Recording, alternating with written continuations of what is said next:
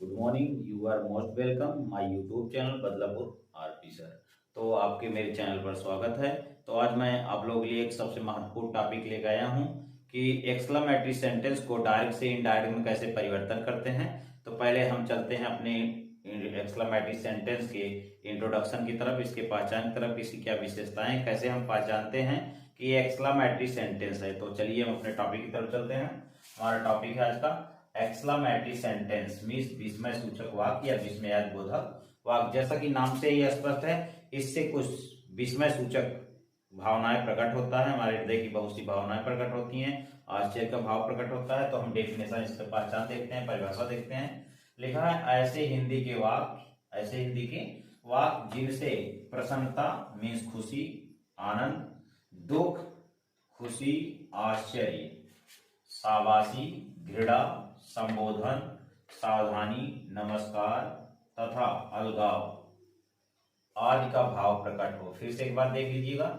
ऐसे हिंदी के वाक्य जिनसे प्रसन्नता, दुख, खुशी, आश्चर्य, शाबाशी, घृणा, संबोधन, सावधानी, नमस्कार तथा अलगाव आदि का भाव प्रकट हो तथा ऐसे शब्दों के साथ विस्मय सूचक चिन्ह का प्रयोग किया गया हो, तब ऐसे वाक्य एक्सक्लेमेटरी सेंटेंस कहलाते हैं। क्या कहलाते हैं?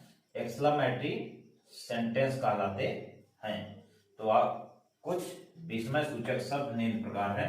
तो हम देखते हैं कि विस्मय सूचक शब्द अर्थात एक्सक्लेमेटरी सेंटेंस वाक्य में कौन कौन से या किस किस प्रकार के शब्द आते हैं जो आश्चर्य का भाव प्रकट करते हैं या विस्मय सूचक शब्द होते हैं। तो हम चलते हैं, देखते हैं। इसमें लिखा है पहला पॉइंट प्रसन्नता या आनंद के लिए। पहला पॉइंट है कि प्रसन्नता या आनंद के लिए हम किन शब्दों का एक्सक्लेमेटरी वाक्य में प्रयोग करते हैं। तो देखते हैं। लिखा है प्रसन्नता या आनंद के लिए हम हुर्रा शब्द का प्रयोग करते हैं। ये क्या होता है? प्रसन्नता या आनंद के लिए होता है। दूसरा हमारा है आहा, तीसरा हमारा है हा हा। ये तीन शब्द ऐसे होते हैं जो प्रसन्नता या खुशी या आनंद के लिए विस्मय सूचक वाक्य में पहले प्रयोग किए जाते हैं। दूसरा पॉइंट हमारा दुख के लिए, दुख मीन्स ग्रीफ या सारो के लिए। तो सारो या दुख के लिए क्या क्या शब्द होता है? एलास पहला वर्ड हो गया आपका, आह दूसरा हो गया, ओ तीसरा हो गया। और सभी शब्द के साथ विस्मय सूचक चिन्ह का प्रयोग अवश्य किया जाता है। तो हमारे दो पॉइंट हो गए। तीसरा पॉइंट हमारा है आश्चर्य। आश्चर्य के लिए मीन्स सरप्राइज के लिए, सरप्राइज या आश्चर्य के लिए क्या क्या शब्द होता है? पहला लिखा है हाउ, उसके बाद लिखा है वाट ए। हाउ और वाट ए इन शब्दों के साथ कोई नाउन जुड़ा होता है। उसके बाद ओह, इंडीड, तो A how, watt A, oh, Indeed इन शब्दों का प्रयोग आश्चर्य के लिए प्रयोग किया जाता है। हमारा चौथा पॉइंट है शाबाशी। शाबाशी के लिए क्या क्या शब्द होता है? Bravo, well done, splendid. फिर देख लीजिए, ब्रेवो, वेल डन, स्प्लेंडिड,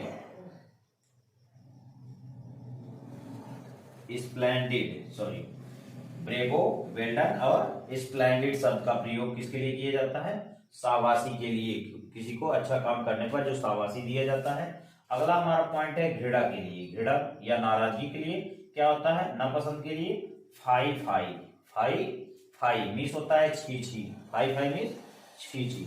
हमारा अगला पॉइंट है संबोधन के लिए। किसके लिए? संबोधन के लिए हम हेलो का शब्द प्रयोग करते हैं और हो का प्रयोग करते हैं। क्या करते हैं? हेलो और हो। अगला हमारा 7 पॉइंट है सावधानी के लिए क्या करते हैं? लो पहला वर्ड है, हस दूसरा वर्ड है। तो हम सावधानी के लिए लो अथवा हस शब्द का प्रयोग करते हैं। हमारा 8वां पॉइंट है नमस्कार के लिए। नमस्कार के लिए हम वेल का प्रयोग करते हैं और हेल शब्द का प्रयोग करते हैं। दो शब्द ऐसे होते हैं, वेल और हेल का प्रयोग नमस्कार के लिए करते हैं। 9 पॉइंट है हमारा अलगाव। अलगाव के लिए हम फिर से एक बार रिवीजन कर दे रहे हैं। तो संबोधन के लिए हम क्या करते हैं? संबोधन के लिए हेलो और हो शब्द का प्रयोग करते हैं। किसका? हेलो और हो शब्द का प्रयोग करते हैं। सेवन पॉइंट है सावधानी के लिए हम लो या हस शब्द का प्रयोग करते हैं, लो या हस। नमस्कार के लिए हम वेल या हेल शब्द का प्रयोग करते हैं, वेल या हेल शब्द। अगला हमारा है अलगाव के लिए हम फेयरवेल का प्रयोग करते हैं। तो इस तरह हमारे बहुत सारे विस्मय सूचक शब्द हैं और उसी के साथ उनका विस्मय सूचक चिन्ह लगा हुआ है। इन शब्दों को आप पहचान लीजिए, जिससे आप अगर एक्सक्लेमेटरी सेंटेंस प्रयोग किए गए हैं तो उनको आप उनकी मीनिंग को समझ लीजिए, जिससे डायरेक्ट से इनडायरेक्ट में भाव के अनुसार चेंज किया जाता है, जिससे आपको डायरेक्ट से इनडायरेक्ट बदलने में आसानी हो और आप भाव के अनुसार उसको बदल सके। तो हम कुछ एग्जाम्पल्स देख लेते हैं। क्या है, जैसे एग्जाम्पल है हमारा हुर्रा, विस्मय सूचक चिन्ह we have won the match, we have won the match, मतलब हुर्रा खुशी के लिए चिल्लाए कि हम लोग मैच जीत गए, हम लोग मैच जीत गए। दूसरा है एलास, एलास मीन्स अफसोस, ही इज डेड, अफसोस हुआ, मर गया। तीसरा पॉइंट है आहा, ये भी खुशी के लिए है, my old friend has come, aha my old friend has come, अरे मेरा पुराना मित्र आ गया। हमारा अगला पॉइंट है ब्रेवो, शाबाश, you have done well, you have done well, या well done, you have done well, तुमने बहुत अच्छा काम किया, तुमने बहुत अच्छा काम किया। इस तरह हमारे विस्मय सूचक के एग्जाम्पल्स थे, इनको आप देख लीजिए, इनके शब्दों को देख लीजिए, इनको याद कर लीजिए। हम चलते हैं अपने डायरेक्ट इनडायरेक्ट की तरफ। तो हम चलते हैं अपने डायरेक्ट और इनडायरेक्ट की एग्जाम्पल की तरफ कि एक्सक्लेमेटरी सेंटेंस के डायरेक्ट से इनडायरेक्ट कैसे बनाते हैं। आइए देखते हैं। नोट में लिखा है डायरेक्ट से इनडायरेक्ट बनाते समय निम्न परिवर्तन किया जाता है, डायरेक्ट से इनडायरेक्ट बनाते समय निम्न परिवर्तन किया जाता है। इसमें क्या पॉइंट है, आइए देखते हैं। पहला पॉइंट लिखा है कि दोनों वाक्यों को, मतलब रिपोर्टिंग वर्ब और रिपोर्टेड स्पीच को इनडायरेक्ट बनाते समय क्या करते हैं, दोनों वाक्यों को जोड़ने के लिए हम दैट का प्रयोग करते हैं। दैट इस प्रकार के वाक्य में कनेक्टिव वर्ड का काम करता है, अर्थात जोड़ने का काम करता है। तो पहला पॉइंट हो गया।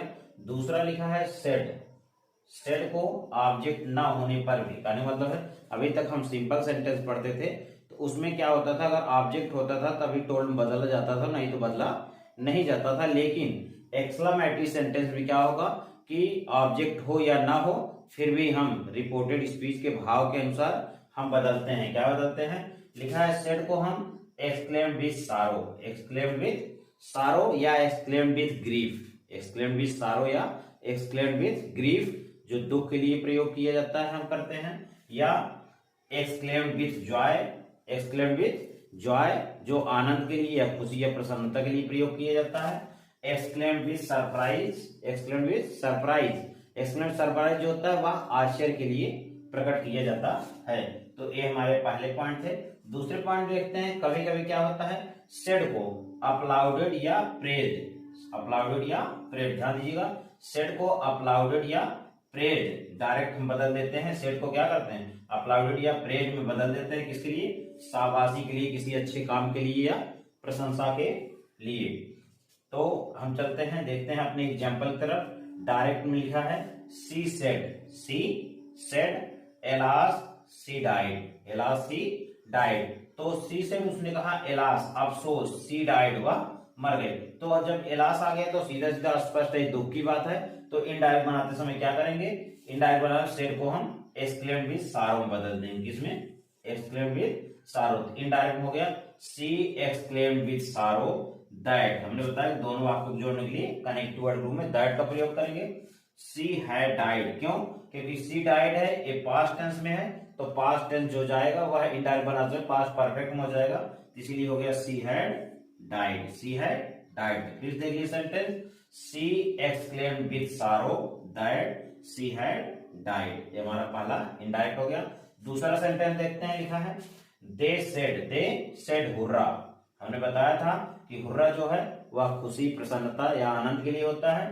तो they said hurrah we have won, won means जीतना, we have won the match, अर्थात खुशी, टीम में खुशी और खिलाड़ियों में खुशी है कि हम मैच जीत गए, चिल्लाए।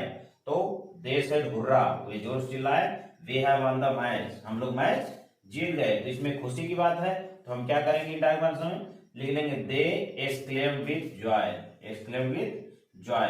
यहाँ पर खुशी की बात है इसलिए एक्सक्लेम्ड विद जॉय हो गया।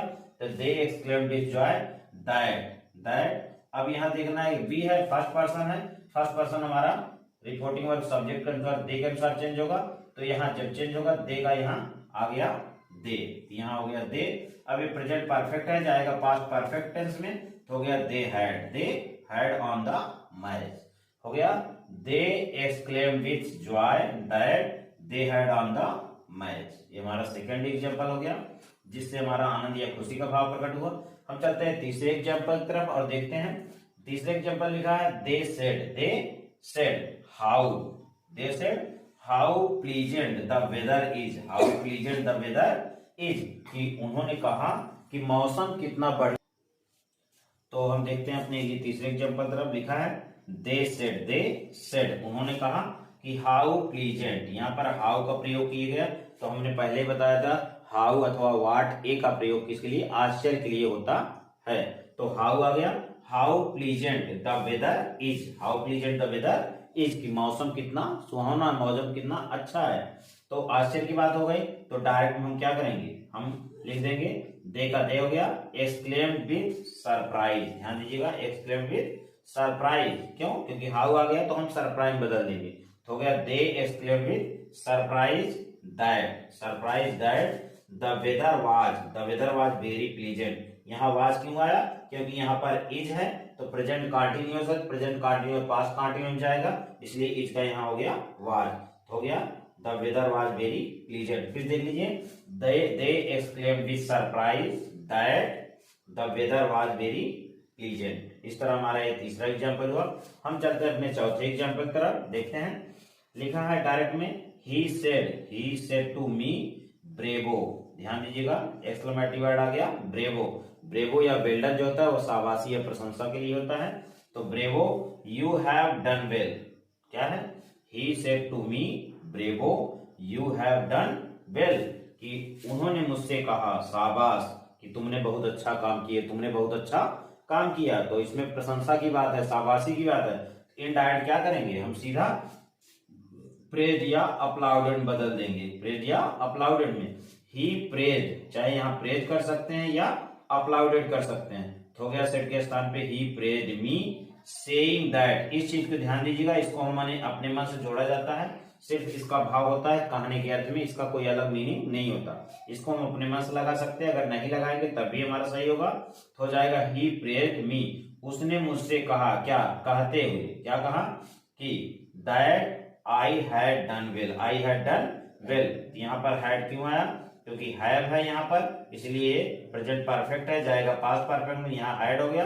अब यहाँ पर आई कैसे आया, यू सेकंड पर्सन है, सेकंड पर्सन जो होता है वह ऑब्जेक्ट मी के अनुसार चेंज हुआ। तो 123/7 फार्मूला के अनुसार, तो मी है, मी का सब्जेक्ट क्या हो जाएगा आई, यहाँ पर आई हो गया। और ये है प्रेजेंट परफेक्ट, जाएगा पास्ट में, तो हो गया हैड डन वेल। तो इस तरह हमारा हो गया he praised या he applauded me saying that I had done well। तो इस चीज ध्यान दीजिएगा, यहाँ पर प्रेज कर सकते हैं या अपलाउडेड, सिर्फ आपको अपने मन से यहाँ पर saying का प्रयोग करना होगा, सिर्फ सेंटेंस का मीनिंग बनाने के लिए। चलते हैं हम अपने पांचवें एग्जाम्पल की तरफ। एग्जाम्पल क्या है, Mohan said to me bravo, फिर आ गया bravo, your work is good, मतलब मोहन ने मुझसे कहा शाबाश तुम्हारा काम बहुत अच्छा है। यहाँ पर शाबाशी दे रहे हैं, तो शाबाशी के लिए मैंने बताया क्या करते हैं, प्रेज या अपलाउडेड। तो इनडायरेक्ट हो गया Mohan applauded me saying that. अब माई आ गया, माई कहां से आया, यहाँ पर योर है, योर सेकंड पर्सन है, या रिपोर्टिंग एक्सटेज बटा सन के अनुसार मी चेंज होगा, मी के अनुसार, किसके अनुसार, मी के अनुसार चेंज होगा। तो मी का आपका पॉजेसिव केस क्या हो जाएगा, माई। योर का क्या हो जाएगा, योर पॉजेसिव केस है, यू का योर पॉजेसिव केस, यहाँ पर मी का माई पॉजेसिव केस हो गया, माई हो गया। माई वर्क, यहाँ पर इज है, क्या हो गया, वाज गुड। तो फिर देख लीजिए, मोहन अपलाउडेड मी या Mohan praise me saying that my work was good. Was आ गया इज के स्थान, क्योंकि प्रेजेंट कंटिन्यूअस है, जब इनडायरेक्ट बनने के पास में जाएगा तो यहाँ वाज हो जाएगा।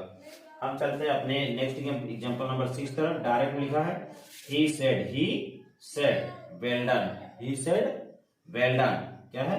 वेल डन जो होता है वो शाबाशी और प्रशंसा के लिए होता है। उसके बाद देखते हैं एन एक्सीलेंट हिट, कितना बढ़िया शॉट है या एक्सीलेंट हिट है या कितना बढ़िया उसने मारा, तो इनडायरेक्ट प्रशंसा के लिए है। तो प्रशंसा देखते हैं ही अपलाउडेड, ही अपलाउडेड। ध्यान दीजिए कभी कभी क्या होते हैं जब किसी सेंटेंस साथ नाउन नहीं जुड़े होते हैं तो हम कभी कभी फार का भी प्रयोग कर सकते हैं, प्रीपोजिशन का प्रयोग करके इनडायरेक्ट बना देते हैं। यहाँ पर हो गया he applauded for an excellent hit, an excellent hit. तो मैं उम्मीद करूंगा कि यह डायरेक्ट से इनडायरेक्ट जो है वीडियो आपको बहुत पसंद आया होगा, क्योंकि डायरेक्ट से इनडायरेक्ट एक्सक्लेमेटरी सेंटेंस कैसे चेंज करते हैं इसके विभिन्न एग्जांपल हमने दे दिए आपको।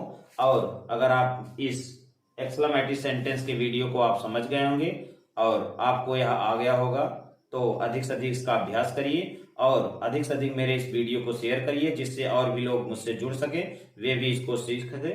मैं अगला पार्ट ऑपरेटिव सेंटेंस को लेके आऊंगा। Thank you very much.